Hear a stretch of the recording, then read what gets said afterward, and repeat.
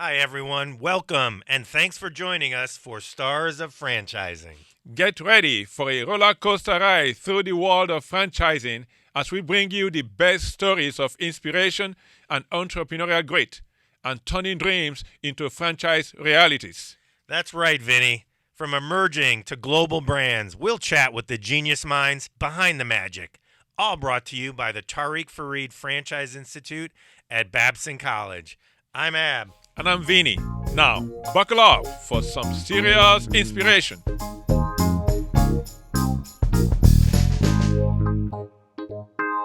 Welcome to President Stephen Spinelli Jr., President of Babson College. We're so honored to have you here and share some of your insights and learnings around franchising.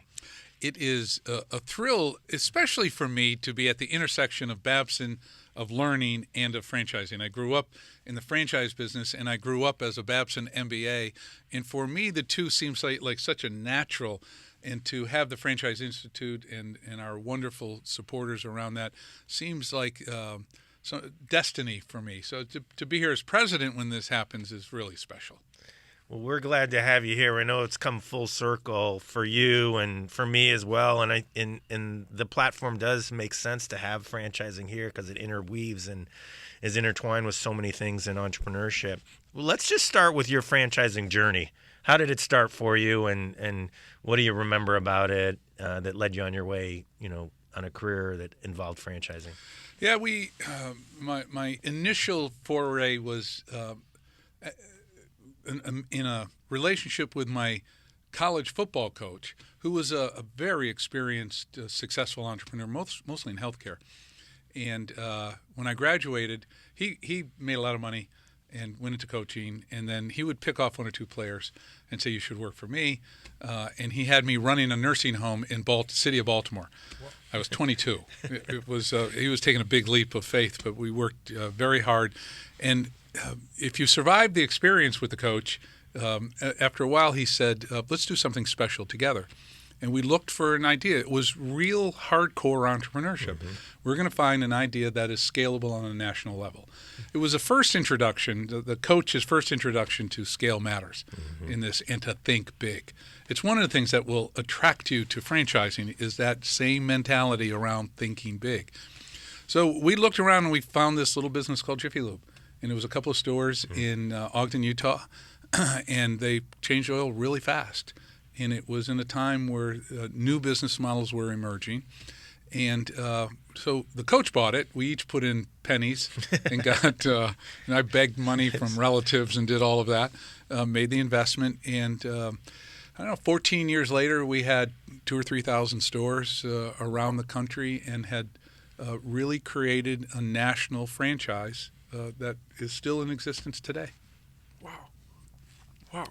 But Steve, I mean, when someone hears that story, you mixing entrepreneurship, franchising, there's a perception out there that, hey, people in franchising are not entrepreneurs. And then what do you say to that?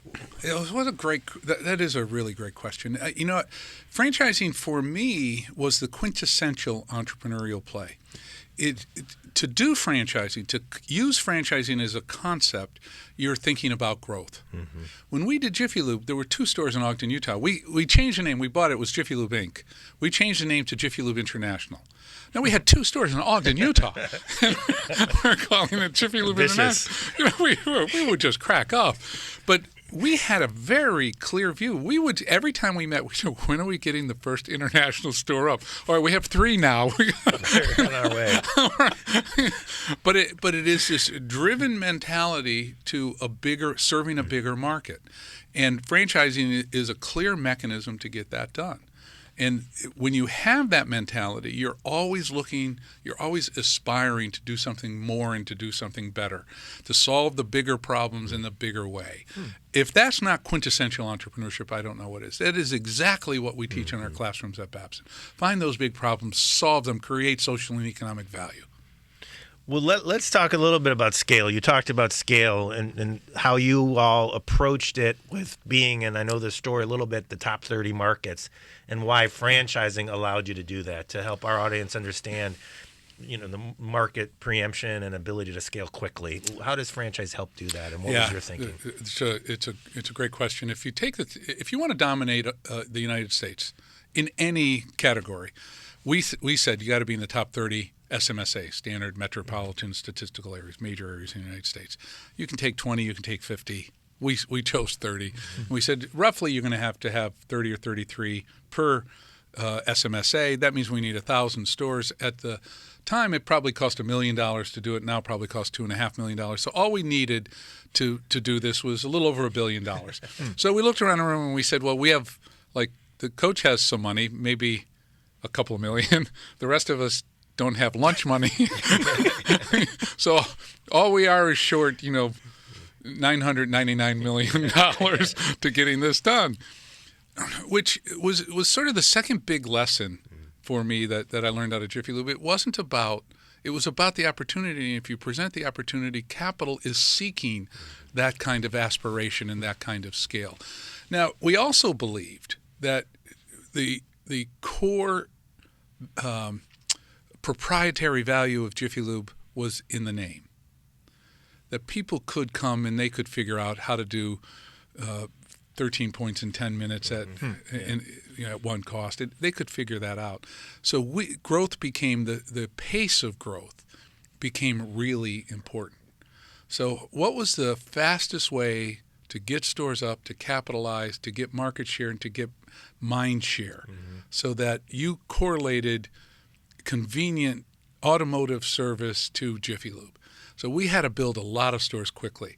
That meant we had to get that capital, and we had to have entrepreneurs in those markets who knew those markets, could get committed to those markets, and build that out quickly.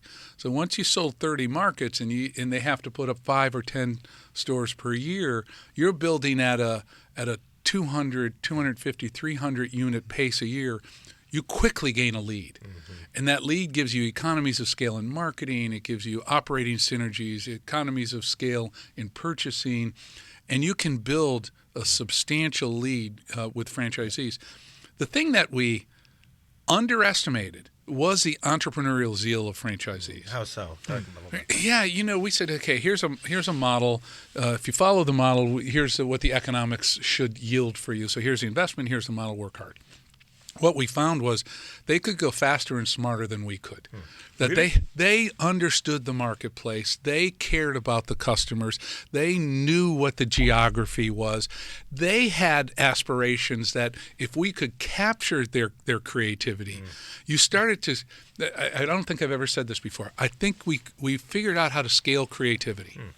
So you'd have Jane, who was in – Wisconsin, figure out how to do something special at a Jiffy Lube. We could have in every Jiffy Lube's operating manual within 48 hours. Yeah. Wow. And all of a sudden, 2,000 stores are doing something a little bit better. And you go to franchisees and you say to a franchisee, you go to any entrepreneur, you say, I just need one idea from you. You'll get it in about 11 seconds, and you'll probably get 10,000 ideas. I want the very best idea. Now we have 300 franchisees, each of them giving us their very best idea. It's our job to get that into the system quickly. Now you have 300 improvements in the system because you gave me one. Scaling creativity in the franchise system is a phenomenal competitive advantage.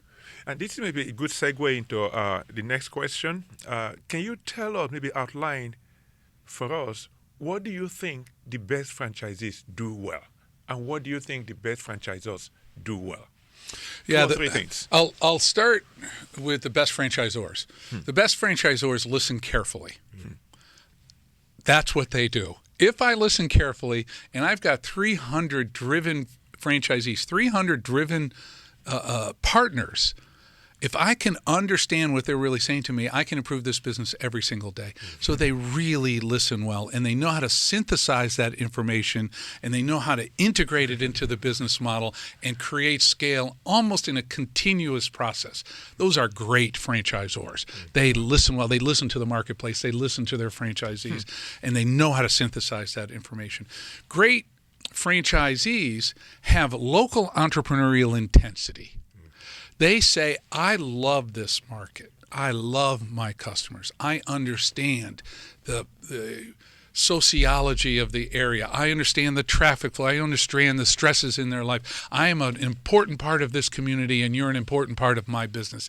And they dive into that, and they build sophisticated organizations, multi-layered sophisticated organizations, some of that layering with the franchisor, to really take care of the markets they care about most. And when you can do that, it is an amazing balance between warmth and sophistication that customers love. That creates this evolution in business models that is constantly vibrating to another level of achievement. Wow. Well, you've talked about in the past, where I've heard this healthy tension, like a muscle with the franchisor and the franchisee.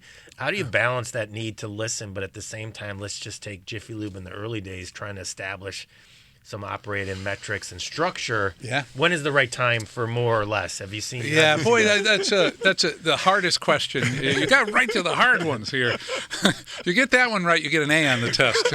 I'm still trying to get my A in that one. But you're right. It is about the tension in that and managing the tension. I have a clear idea of how we should run this business. You have a clear idea of how it should change, and how do we manage that? If I'm not listening, you're going to break off and you're going to tear the fiber of it. If I take every suggestion, I'm running around like a crazy person trying to figure out how to get things done. What I have learned is there's a couple of things. One is you have to build relationships, and it takes a long time. Signing a license agreement is an important first step, but really building a relationship, and it takes years for that to happen. And you got to go through a lot together. And oftentimes there's a stressful time in the relationship that you get through, and that gets you to another level of understanding. Just like a marriage. You get through it and you're stronger because of it. And I think that recognizing people's contributions and understanding their faults is an important part of that building. Eventually, systems become embedded as a part of the sociology. So I know that if I have a great marketing idea, I can go through this process. It'll really get vetted well. And sometimes the idea will get rejected. Sometimes it'll get accepted. But I'm getting a fair look at this. And when franchisees really feel that way, you tend to get a really constantly building relationship. Well, we've heard it before. Some of our other guests, and we've asked the question about misconceptions about franchising. And one thing that's come up is that, which is, as a franchisee, I'm told what to do. I'm not entrepreneurial. I follow all the rules. And what we're hearing you say, Steve, and others have said is, the best franchisors enhance that. They go to the largest franchisee and test some ideas or get the innovation from them. We are partners. Yes. Franchisee, I've been on both sides of this. And if you go into it as in a sense of co-creation and collaboration, we are really partners. And we will both do well because of it. And, we'll make mistakes. And you will too, and we'll get through this. So, Steve, I was going to maybe not piggyback on Ab's question, but just to change the direction of this conversation slightly. If you have a bunch of students, group of students in front of you, and they are thinking, because we're doing a great job so far with the Franchise Institute, trying to up the interest in franchising and really position it as something that is really entrepreneurial. It's entrepreneurship also in its own way. Yeah. And they want to go into franchising. What advice would you give? I mean, for someone starting off? Yeah, it's really, franchising in a lot of ways for me is a risk-adjusted entry into entrepreneurship.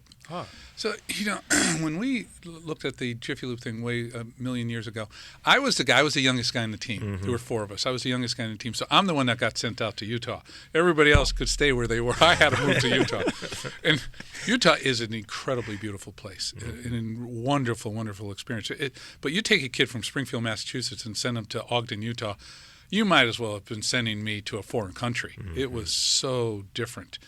And that experience really helped me understand what the relationship could be. What we said was, my job was to say, document this business model and tell me if there's a real opportunity here. Because we could have built a couple, we could have sold it off, we could have done a lot of things. And so understanding the core business model and the nature of the market demand it is serving. And is that market demand scalable? Is there a core market demand that could cut across whatever larger market you're thinking? At the time, again, we called ourselves Jiffy Lube International. Right. So we said, what is the core market demand? It is automotive use. It is oil change. So how many, are there cars in Germany? In Canada, and yes, do they what's the competitive environment there? We went through the entire sort of assessment of the opportunity and said, now what are the competitive advantage in this business model? And I would, I am the worst mechanically disoriented person in the world. You have no idea how many bumps, bruises, and burns I got learning how to change oil. I'm telling you, it was life-threatening. It was just, I was so bad. I got good because I committed. Right. To getting good at it.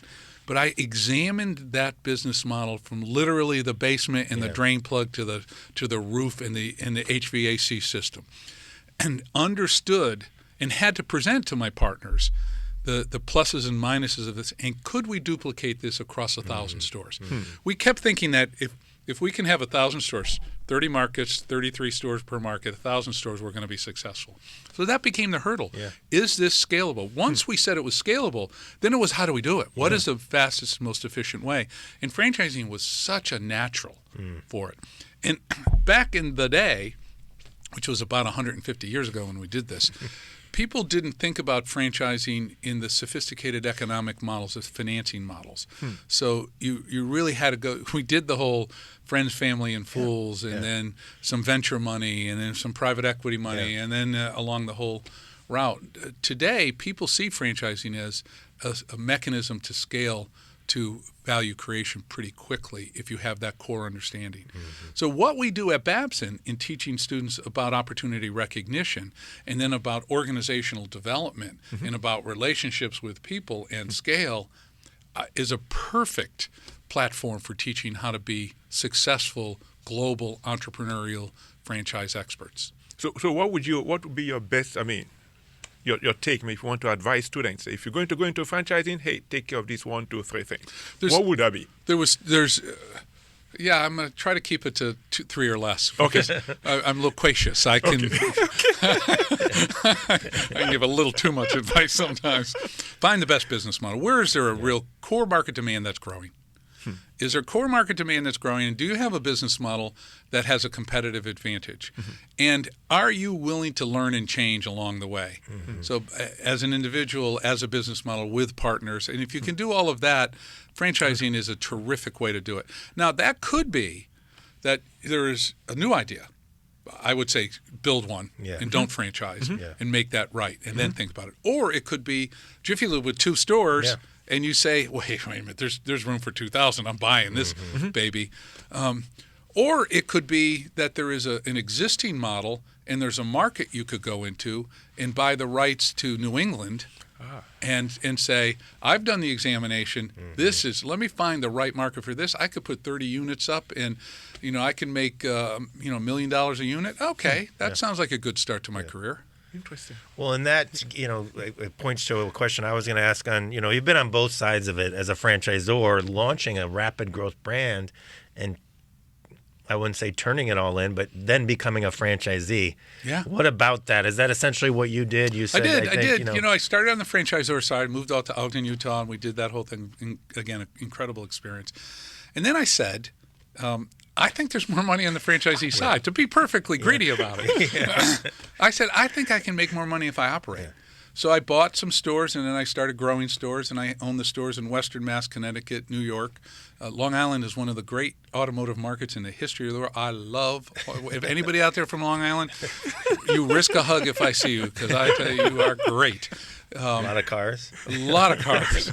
And, for me, it did a couple things. One, I could really exercise my management. And I really wanted to go manage those stores. I wanted to make them better. I wanted to grow new stores. I wanted to cover Long Island and Connecticut and Western Mass with stores. I was having so much fun doing all of that. And I wanted to have an influence on the greater system of multiple unit franchise. I grew into a belief that multiple unit franchising was an important underserved business model or misunderstood business model. I have fun with the whole acronyms. Yes. So a Susie is a single unit franchisee. Mm-hmm. A Musee is a multiple unit franchisee. The Musee as a organizational form and mechanism for entrepreneurial growth and value creation I became obsessed with that. And I said, I can get new markets and I can use that whole synergy and vibrate out. Becomes super great. I think now there is a pre-Z movement that's happening, a private equity franchisee that says we can bring sophistication, speed, and timing to that.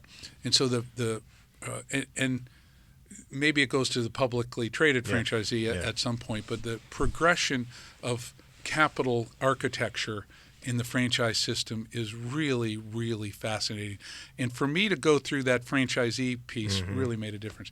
I will also say, from the construct of personal wealth, I bought a lot of real estate as a part of this. It started because nobody would fund it, and I had to figure out. And then it became an economic driver. I still own some Jiffy Lube real estate, and it helped pay for my academic career. So there's an income. Babson graduates think about income streams. So I'm a Babson graduate. I had to think about the income stream going out. But there are multiple ways, and it's something we're teaching, and I've seen some of the curriculum development you guys are doing in franchising. If you look at franchising, who was the biggest winner in the Jiffy Lube? Might have been Pennzoil. They secured a national distribution system with 2,000 stores. They had a national contract. They eventually bought the franchisor, and they're doing an amazing amount of volume. That made them number one in the market for motor oil. That's finance. That's a whole nother. The multiple players in the ecosystem of growth and entrepreneurship gets captured in franchising in an understandable way. It's pretty cool. Wow. And that reminds me, and I'll date myself a little bit from something I know I learned in your class is, how early do you think about the exit? Were you thinking, okay, I've got an opportunity here because they should be thinking this way. And I don't think people maybe realize that idea of the stakeholders is so important, especially with franchising. Yeah. I think as we flew out to Ogden and said, if we buy these, then when are we going to sell them? Yeah. So we absolutely said we are going to map a harvest strategy as a part of this. So you're thinking of how you're going to sell even while you are still buying. That's right. At that point. That's right. We said we want a complete business plan from start to finish. Wow. Including when we're going to exit. Now, we said we would exit within 10 years. It took 14. It's okay. and we said we would sell to a major motor oil supplier. It could be Pennzoil, could be Shell, could be Quaker State, could have been a lot of different companies. But there was a very dispersed supply system. That was the real undercurrent of it was there's great market demand. And you got to start with market demand. Now, what other stakeholders that are necessary for this business model, how will they be advantaged by it? Yeah. And what does that mean for me? And we said, wait a minute, if you could secure 2,000 stores that are doing more volume than any retailer in the country, and you would dominate, you could really become number one. Okay, that's who we'll sell to. We targeted it the first day. It's fascinating. So, Steve, we're going to come back home here now, and let's talk about Tariq Farid Franchise Institute. What's your vision for this institute? Great. Thank you. The vision was enhanced by the intensity of his glare and questions. Mr. Farid is incredibly warm to the level of laser intensity. So you know you're having a conversation with him because you can see this sort of purpose-driven insights. I've had a lot of conversations with him where he gave me really interesting information about his business and his view of the world. But I can see a holistic plan in what he's doing. He believes in education. And one of the very first conversations, he said, listen, franchising is very important, and I think you have an exceptional opportunity to bring this to another level. But what really sells me on Babson is how great you are at just educating. that I know if I make an investment with Babson, that the students will be better educated because of that investment, and that gives me a fulfillment that is really special.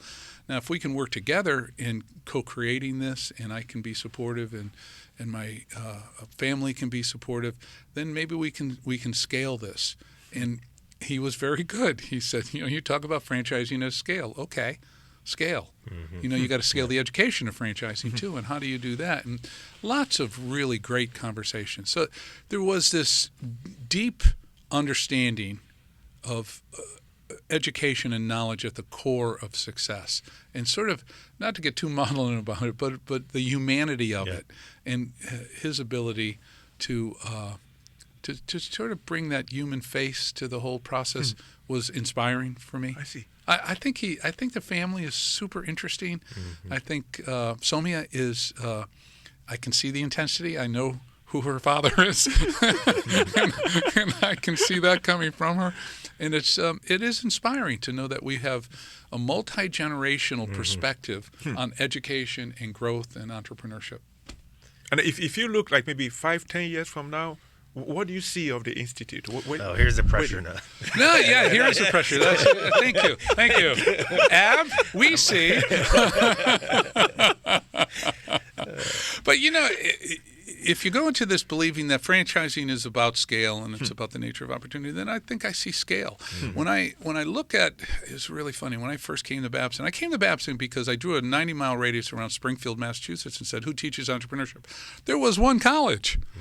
There was only one college in a 90-mile radius. When you were a franchisee, when you were... And I was a franchisee, yeah. I hadn't, I was looking to get an MBA. And then I come to Babson, and I'm, this is such an incredible place. I have found my home here. But and they said they're number one in entrepreneurship. And I said, how many schools teach? And they said, I don't know, 30 or 40 or around the country. Well, now there's 3,000 teaching entrepreneurship. And I think business schools, I think the world is a better place because Babson learned how to scale that. We didn't say we're going to keep it all to ourselves. We're going to grow this. Babson Academy, the Symposium for Entrepreneurship Educators, the GEM Project, things that were so expansive, the collaboration across all the centers and institutes. It's a lot more than about entrepreneurship. Yeah. It's about growth and knowledge and engagement and collaboration and partnership and humanity. I can get really carried away, but I do believe that. Yeah. And I think franchising is not maybe not as big as the entrepreneurship idea, but I think there could be hundreds of franchise centers around the country. I think we could have connection to industry that elevates the field. I think we can create scale as a recognizable, teachable phenomena across a lot of business models. I think we can have research programs that elevates this. There's a lot of problems to solve. I think franchising can help solve them at scale. Well, and that's a perfect transition into the following, because you referenced it a little bit, the social impact, innovation, access to wealth creation and generation. What kind of role can franchising play? Because obviously it's a big part of Babson and our initiatives and DEI and social impact innovation, but how is franchising uniquely positioned given what you've talked about with community-based to provide more access? Yeah, very few questions give me goosebumps, but that one does. I do think that there is a unique opportunity. Franchising is a learning model in a lot of ways. Mm-hmm. So you take an individual franchisee and you put 30 of them together and they come up with these great ideas. You have intimate knowledge of your market. You transfer that knowledge to your employees. You have formal systems of education. There are many think tanks of business models.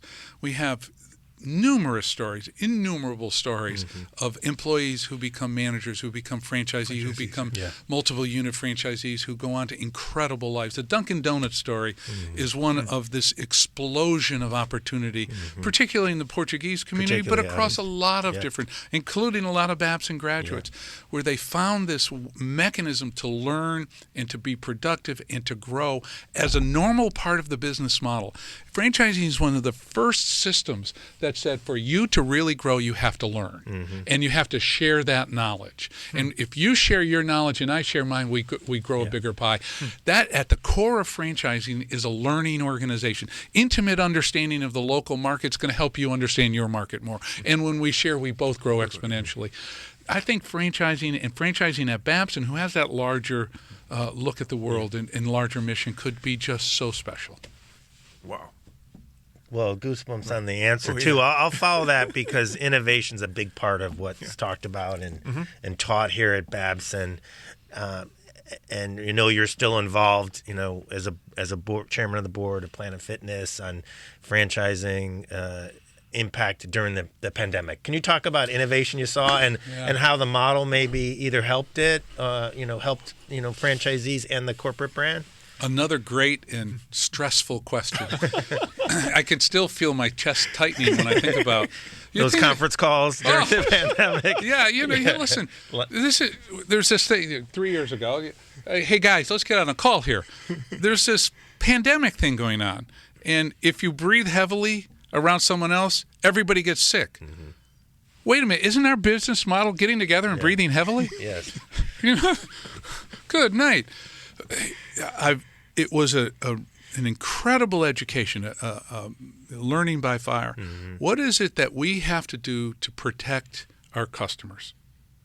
And secondly, what do we have to do to protect our franchisees? Yeah.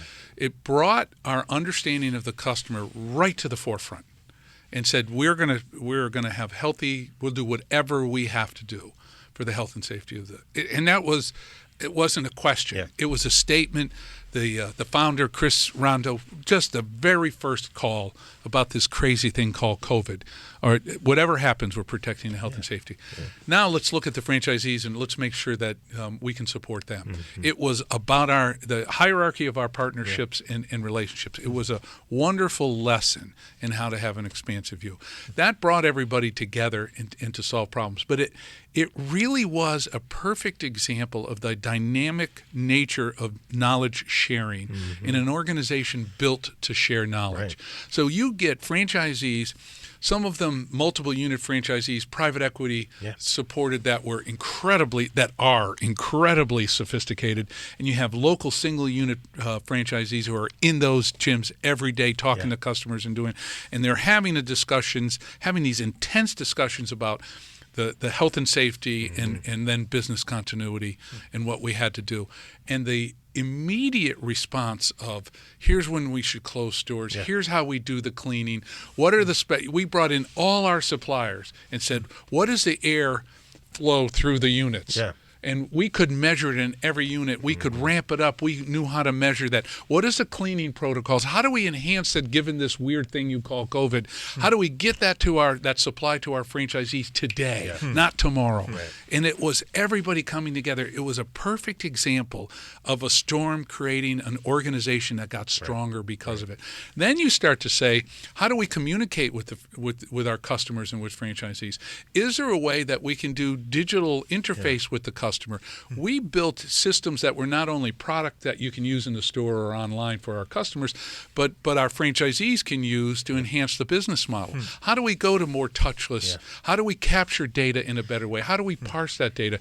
It was an amazing incubator, intensified incubator of learning in an organization built to learn and to act upon the learning. One of the great things about franchising, I do this all the time, Matt, we talk about at Babson thought and action. Thought without action is frivolous. Action without thought is dangerous. When you put them together, it's dynamic. And we had a real life experience of 2,000 stores and franchisees coming together to learn and act every day with this incredible intensity. And the success out of it has been phenomenal. Our franchisees are healthy and doing great. The stores are growing. The customers are happy. We became, in a lot of ways, Planet Fitness. So you think about this. I make this little story about what a tough business model it is during COVID. What it turned out to be is part of the solution. So you can go in a safe place and exercise and get more healthy. We're as much a part of the healthcare system as we are about the fitness industry. And I think we've made healthier, net, I think we were a super plus. And opened up customer segments possibly. Opens up customers, especially, I'm very proud of this. We are very proud. This is from the very first days of Chris Rondo and his partners, that this was going to be the judgment-free zone. You come in here and you do it the way you need to do it. We'll support your needs. What a perfect way to talk to a customer. Right. But that created a culture that said, if you're a bald old man like me or a vibrant young woman like some of the people I see working out at Planet Fitness, you have space here, and that we're going to treat you with respect. And when we said, well, it can only be every third treadmill or people, there was never a problem in the stores. We had a culture of respect. Yes, sir. No problem. I'll be over here. They followed the signs. They acted wonderfully in it. We have to close this area for cleanliness. A new protocol. Yes, sir. No problem. It was wonderful. Well, Steve, to segue to wrapping up this conversation, it's been great so far. So, do you think there is a trend, whether social, technology, regulatory, or cultural, that you foresee that could change the future of franchising? I'm sorry.